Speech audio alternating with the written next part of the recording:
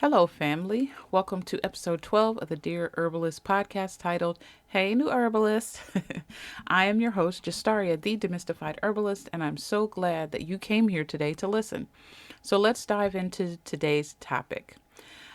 First of all, let me say to all my new herbalists out there, congratulations on starting this beautiful journey. First of all, welcome. Welcome, welcome, welcome. We need more of you. So, welcome and congratulations on starting this beautiful journey. So, my goal today is to encourage you, to empower you, to uplift you, to give you more confidence and strength in this field of herbal medicine. Okay. I can't start out enough saying that this is a journey. It's a beautiful journey. It's one of highs and lows, but stay the course and you will reap the benefits of it all. Okay. And starting your journey, it can be exciting, but there are some challenges and things like that. So I want to make sure to encourage you along the way because I do believe that in this field, we need more herbalists. We really do. We need more herbalists. The world needs more herbalists. Homes need more herbalists, you know. So if you feel that pull, if you feel that call, if you feel drawn to it, dive right on in. Okay. So I'm going to give you some tips as new herbalists that I've learned along the way, okay, that have helped me along the way, and that what keeps me going in a field that, like I said, it has its ups and downs, its highs and lows. But when you feel compelled and you feel pulled and you feel called, it didn't say that the road would be easy. And so nothing gotten easy is ever going to really last. All right. So, number one, where do you start? Start with the basics. Okay. I am an herbalist that believes in studying both the human body, okay, so your foundational sciences in the human body, chemistry, the plant body, phytochemistry, right? Studying these basic sciences, okay, and then also learn about plants, okay, their properties. So let me just say this, grab a pen, some paper. Sit down and let's get into this information because it's very important to help, you know, along your journey to have some tips, to have some gold nuggets that you can look back on and say, okay, when things get a little rocky or whatever, or let's say you have a client that may not be complying, or you have a family member that may not be wanting to listen to you, and you get discouraged and you get fearful, and you're like, I just want to give up. I'm not called to do this. Maybe I'm not in the right field at all. I want you to know to stay the course. So please grab a pen, grab a paper, and let's get started. Number one, start with the basics. Learn your foundational sciences, okay, which is your biologies, your chemistries, okay? And there's tons of resources out there to help you understand it and understand it in a simple way. But if you want to be an effective herbalist, you want to know those sciences, okay, the foundational sciences. Same thing with plants, plant properties, plant anatomy and physiology, you know, as well as human physiology and anatomy, and then plant chemistry as well. Why? Because a lot of things, pretty much everything in nature, the foundation of it is a chemical reaction. And so it's key to zero in on that so you understand how to, you know, put together your formulations, even dis-ease, as they call it, or imbalances in the body. They have a chemical basis as well. So if you want to be sharp, you want to have a higher chance of your remedies working, and you want to have a higher chance of your clients, yourself, or your family getting better, know those foundational sciences on both sides, the plant and the human body. Okay. And it doesn't have to be difficult, but you want to make sure that you know those and know them well. Okay. Now, some people may say, well, if I'm a home herbalist, do I need to know all that? You may not need to go that deep. But again, it all speaks to how effective do you really want to be. Okay. You can keep it at a simple level, but you may find yourself dealing with a physical issue, or somebody around you may find themselves dealing with a physical issue or an ailment that is a lot deeper than the common cold. Okay. So you want to start out by building a strong, solid foundation. This will help you feel more confident. Okay. As you dive into these other areas of herbal medicine. Okay. Another basic is that you want to also start with understanding the principles and philosophies of herbal medicine. Okay. Like I said before, and in other several podcasts, we are not symptoms based. We don't just focus only on the symptoms. We believe, okay, this is a founding principle. We believe that the body has the capacity to heal itself if given the right conditions. And so, what the plants do, the plants come in and it's like the equalizer. They balance out processes and fill in gaps and things like that. The areas where the body maybe have been thrown off. Maybe it's a process has been sped up that needed to be slowed down, or a process that's slowed down they need to catapult and speed up. The herbs kind of come in and fill in those gaps. And then once the conditions are appropriate for the body, then the body can do the work to be able to heal itself. Okay? That is a founding principle of which all things should spring forward in your herbal medicine career. Okay? Anything outside of that, you're going to find yourself being more frustrated because you're trying to work against the body. The remedies that you're doing, it's like, oh, well, I want to stop processes that should continue on, just because I don't understand it. Right? But if you study basic anatomy and physiology, you understand what the body is doing. That's why I think studying that is so important. You know what the body's trying to do. You also know when the body is off. You know when there's a disease of deficiency, meaning that the body is lacking something, lacking a mineral, lacking a nutrient. Then you know exactly, okay, this plant provides this, so I can use this plant to fill in the gap. Now the body is stabilized and back in balance. Now it can start to begin to do the work of healing and repairing. So do not discount the body's ability to heal itself. I can't stress that enough for new herbalists. Okay, especially understanding these foundational science. You want the confidence, you want to be able to, communicate with people effectively. You want to be able to say, I know what I'm talking about. Then know those things. Start with the basics. Build a strong foundation. Once your foundation is solid, nobody can knock you off of it. Okay. The next thing is embrace lifelong learning. I cannot stress this enough. My philosophy is this. I don't believe that herbal medicine is something that you can master. And I know that's a controversial statement, but it's just my personal belief. I don't believe it's something that you can master. And the reason being is because there are over 390,000 species, okay, of plants that we know of around the world. We're still finding more every day.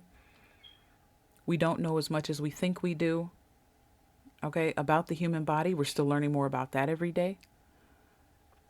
And so I feel like to be able to get to that point to call yourself a master of anything, then you've actually have a knowledge of all of that. And there, in my opinion, there's only one master. Okay? So I don't look at it that way. But you want to look at this as a clear what it is, a journey. And along the way, you want to constantly learn. And this is why I love the field so much, because you're never bored.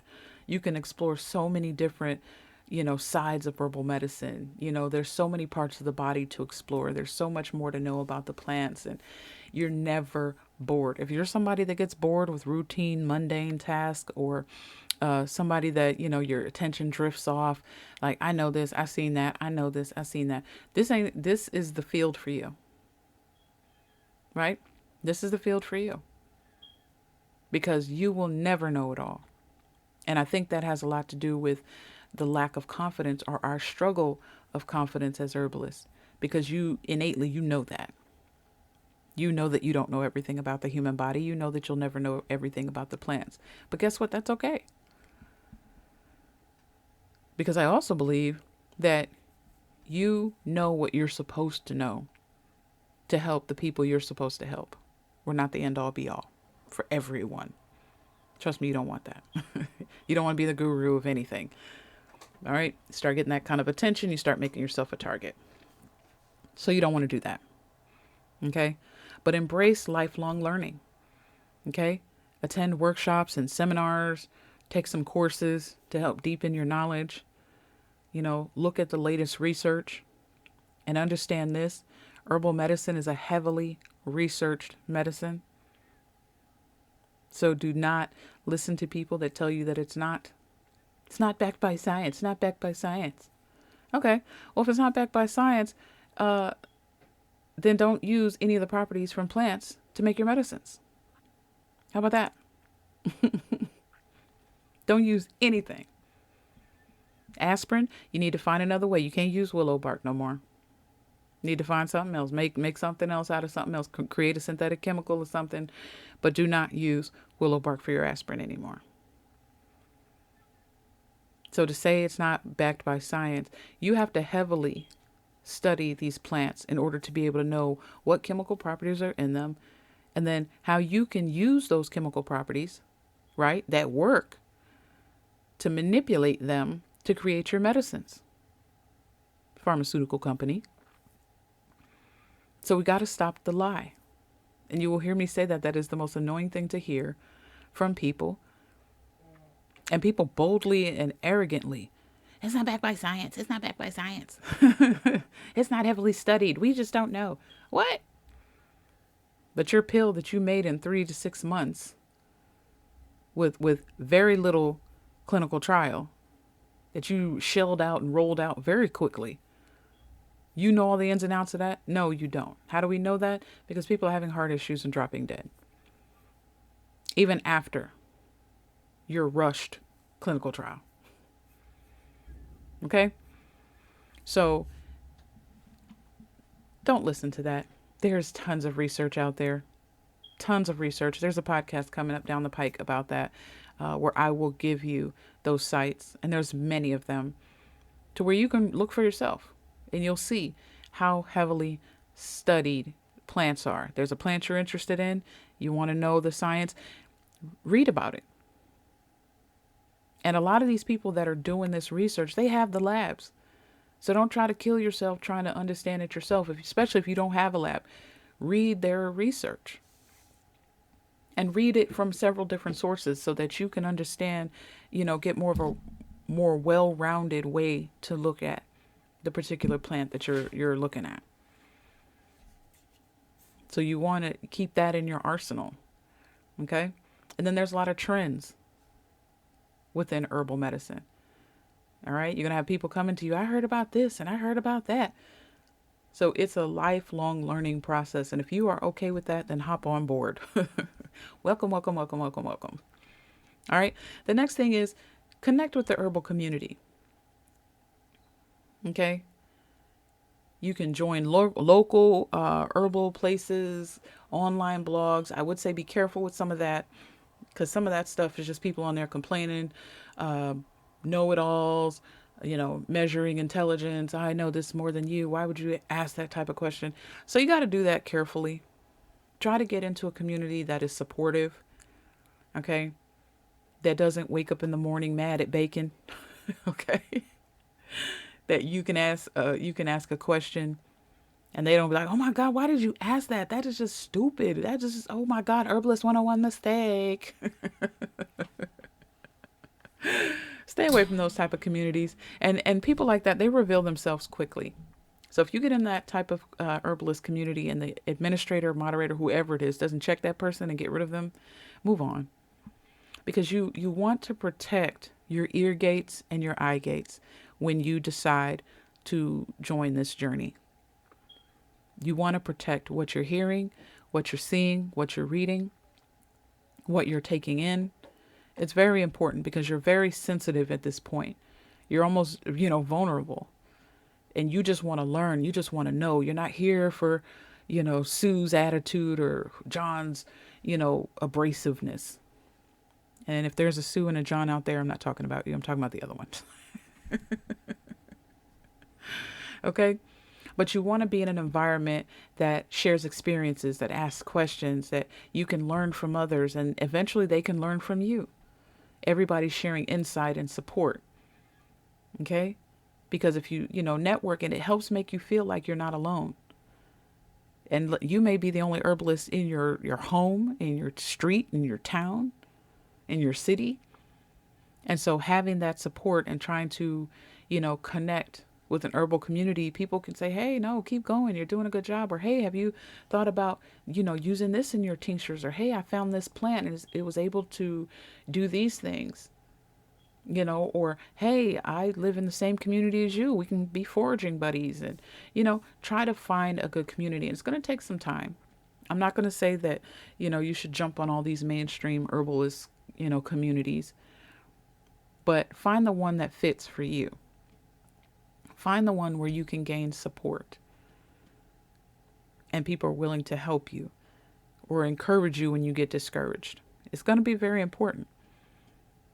But if you get into those, like I said, you get into those groups where people are just bickering and arguing over a process, move on. It's not worth your time. You don't have time for the know-it-alls because, again, those that are arrogantly giving you advice, they probably done messed up somebody. There's probably a one-legged Jimmy running around somewhere waiting to tell on those folks because their medicine didn't work. Okay? There's somebody around here with a, jacked up arm because somebody gave somebody something. There's somebody in a box somewhere because they misidentified hemlock. So you have to guard your ear gates when you're in this new stage of learning and you're diving into a new field. There's a lot of experts out there. There's a lot of know-it-alls out there. But at the end of the day, you need support and you need information and you need receipts. So if somebody's telling you something, oh, great. No, thank you so much. Where can I go look that up? Okay. And I'm talking to new herbalists out there. You should always be researching. Always should be gaining knowledge.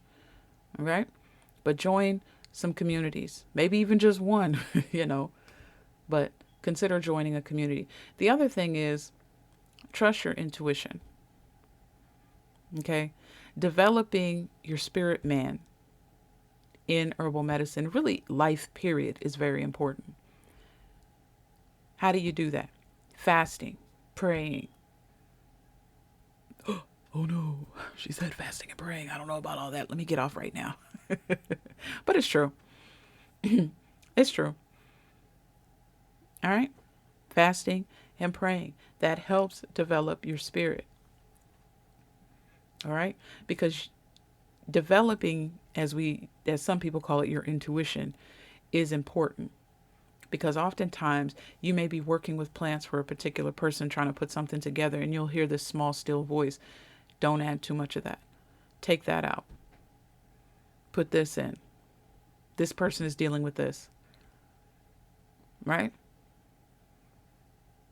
And learning to understand that, you know what I mean, will really help you in creating the best possible remedies or working with someone or giving the best possible advice.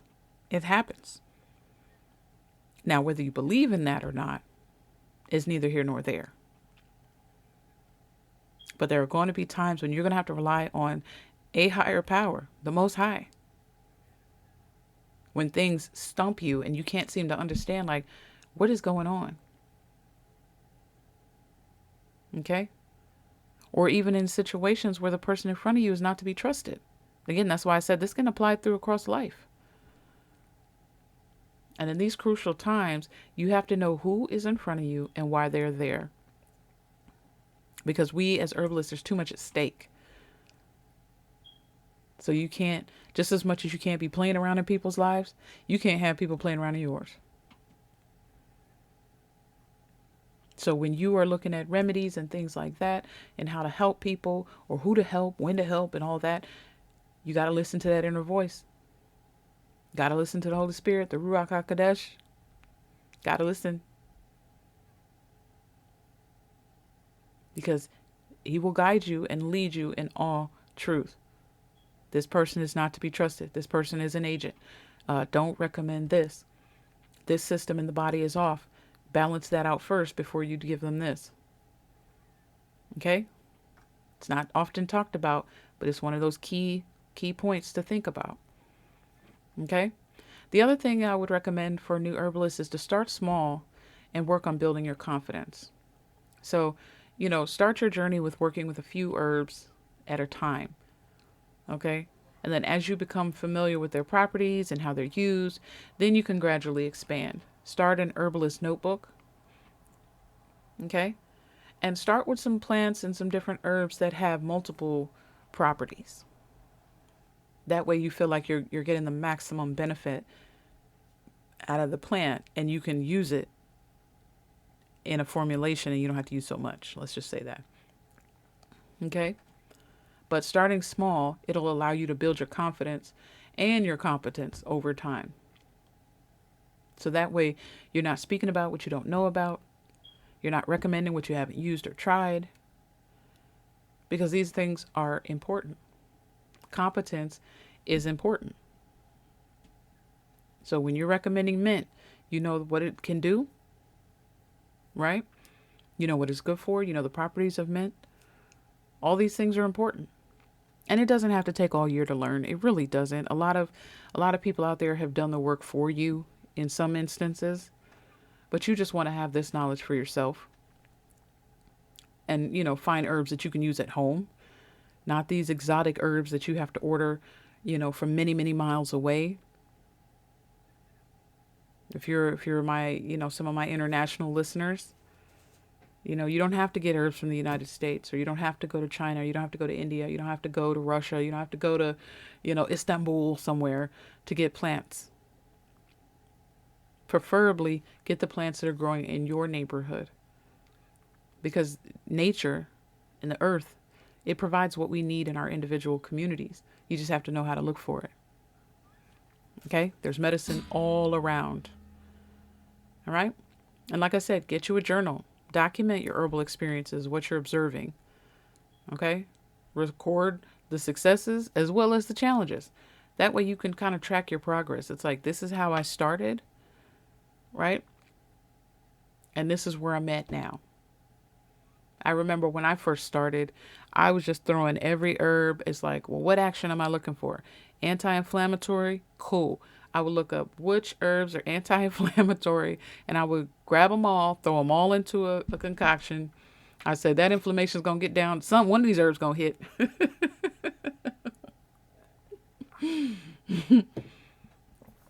One of these herbs is going to get it, and, thank the Most High I didn't kill myself, but, that's not the way to do it. All right. But I just said all that to say that, we can make mistakes. That was one of my many mistakes along the way. But it was one that I could learn from.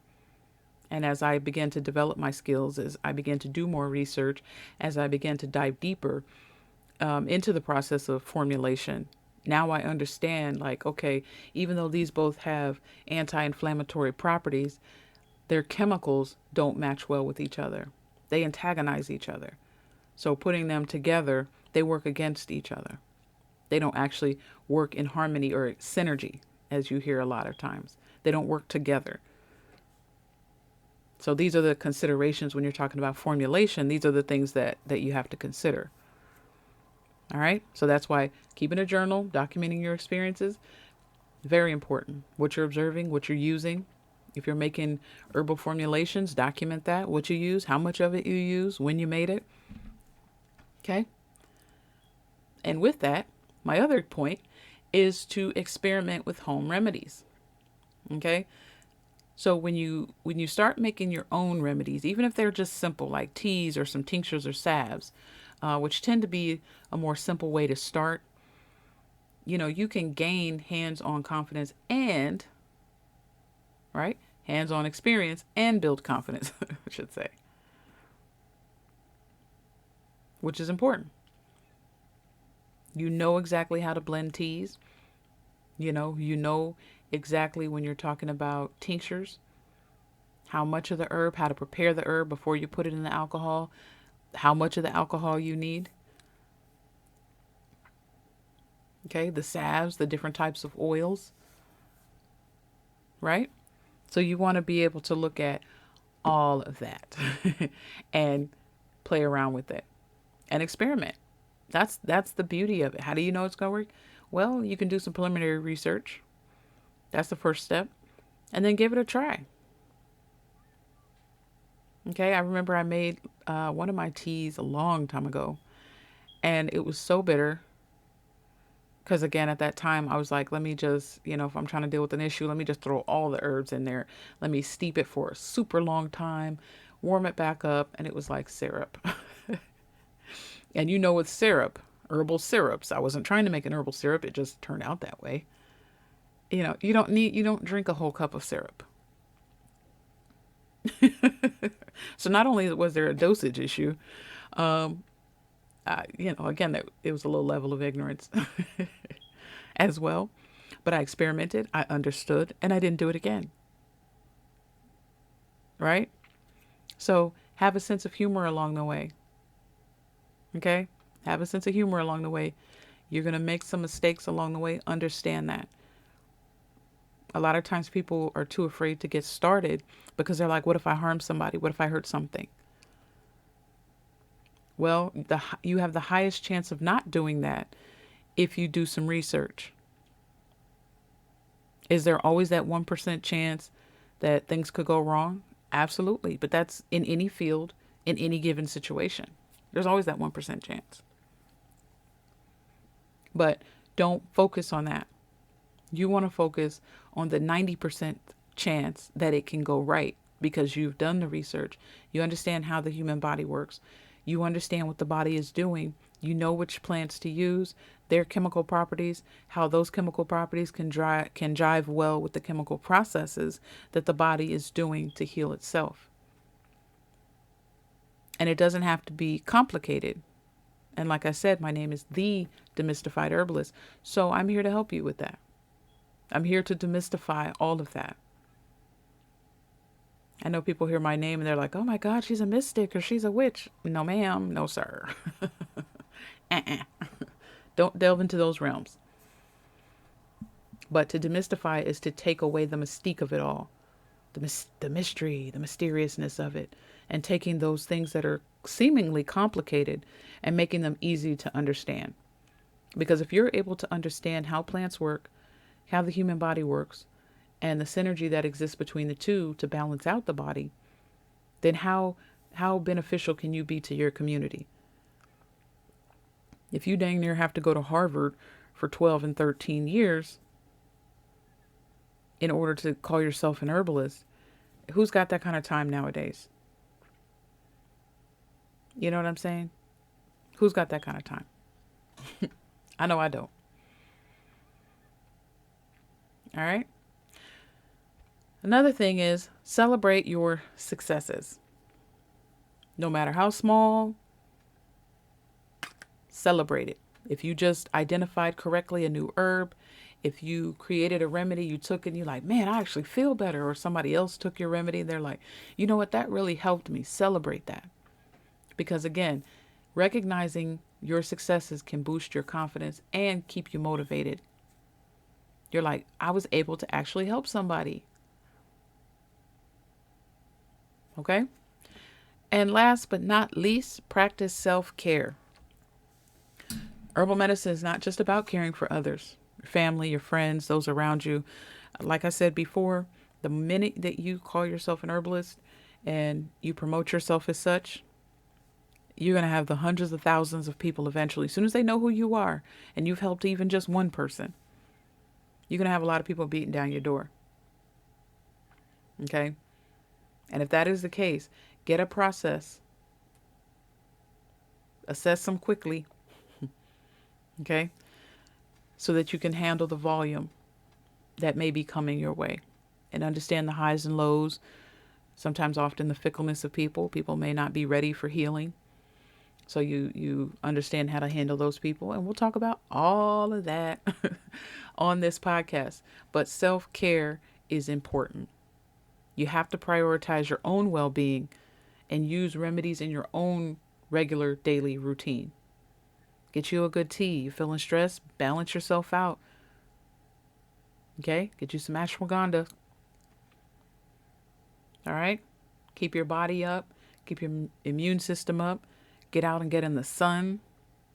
Because taking care of yourself allows you to be more present. All right? And effective. And let's be real. If you're walking up to somebody and your face is droopy and, lacking life, you know what I'm saying? People are like, wait a minute. You're saying you're a herbalist and you can help me, but you look like you're like 2 steps away from death. What the heck can you teach me? Right? And I'm not saying as an herbalist you have to look perfect. My grandpa used to say, you can learn anything, even from a drunk, even if it's don't drink, just learn something.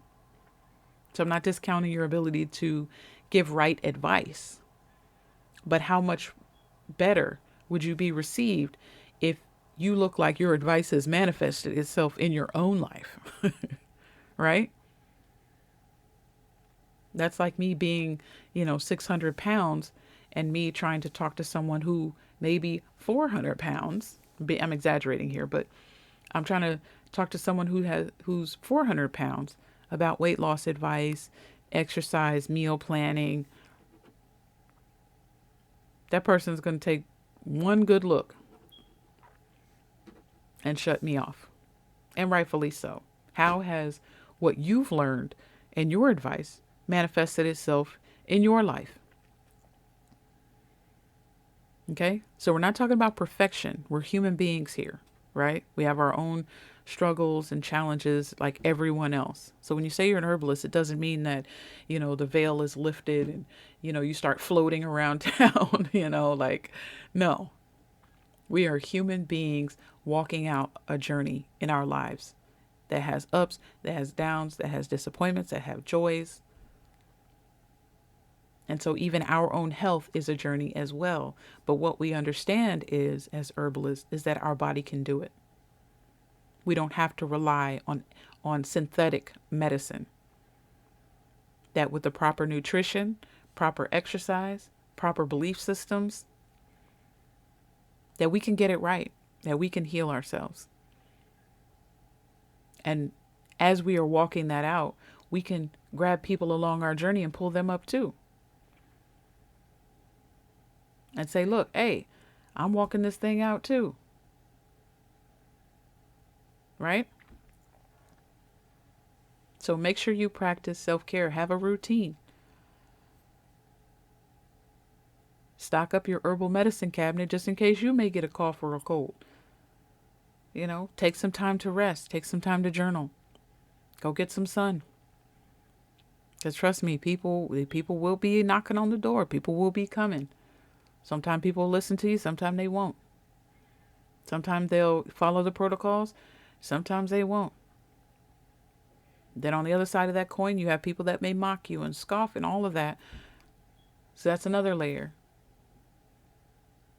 But you have to be like ducks. Let that roll off your back and take care of yourself. Ask yourself, how am I doing today, self? You doing all right? You need a little more rest? Need a little more fruits and vegetables? You need some sun? You need encouragement? You need love? Because all of that matters. You cannot give from an empty cup. Like my mom always says, you give from your overflow. Not even from the cup, from your overflow. And I like that. Because I'm full and I'm giving you from my extra because I filled up myself so much. I've taken care of myself just that well. Now it's like I'm in the capacity to give to you without feeling like I'm burning out. Because when you hit burnout, and trust me, we'll talk about that down the road as well. When you hit burnout, it reduces your effectiveness. And it could become dangerous, especially in our field.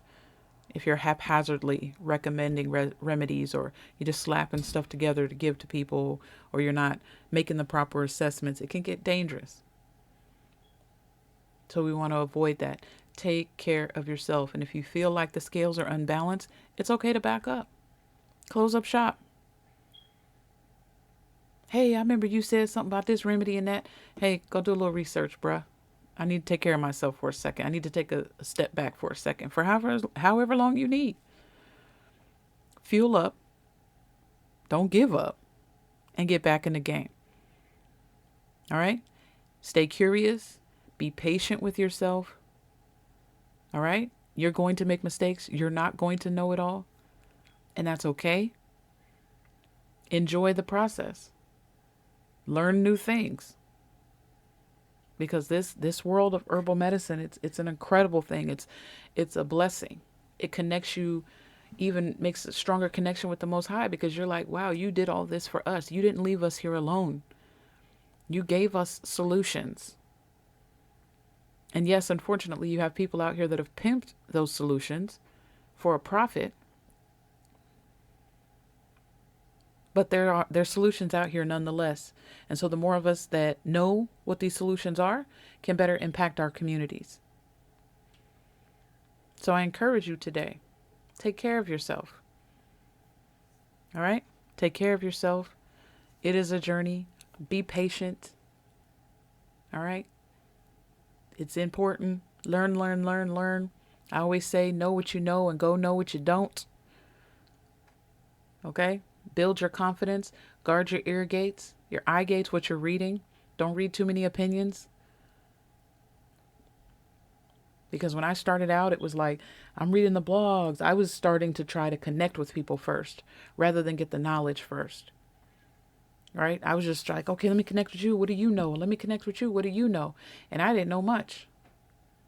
So then I started going off the voice and the opinions of other people. And that's a no-no. Now, people can give you advice and you can take what you need and toss away the rest. But how do you know what you need? Well, you got to have that foundational knowledge. How does the human body work? What are the basic philosophies of plant medicine? Traditionally, how did our ancestors and those before us, our elders, how did they work with the plants? How did they know the times and the seasons when to pull the plants when they were at their maximum potency? So build that foundation first and then build community. Okay? Build the foundation first and then community. Now, if you have questions or something like that, that's a little different. But if you want to do it the correct way and you want to have a solid foundation, you want to have that confidence, then build your foundation first in the sciences on both sides, plants and human body.